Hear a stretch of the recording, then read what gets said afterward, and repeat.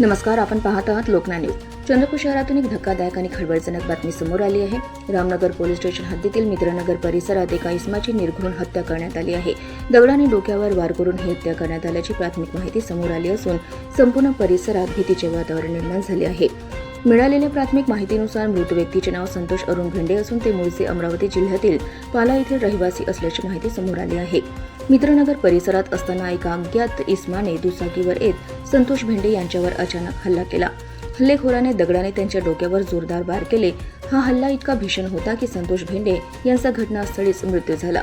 हत्या केल्यानंतर आरोपी दुचाकीवरून घटनास्थळावरून पसार झाला। घटनेची माहिती मिळताच परिसरात एकच खळबळ उडाली। नागरिकांनी घटनास्थळी मोठी गर्दी केली असून या घटनेमुळे भीतीचे वातावरण निर्माण झाले आहे। घटनेची माहिती मिळताच उपविभागीय पोलीस अधिकारी प्रमोद चौगुले आणि रामनगर पोलीस स्टेशनच्या ठाणेदार प्रभावती एकुरके यांनी आपल्या पोलीस पथकासह तातडीने घटनास्थळी धाव घेतली।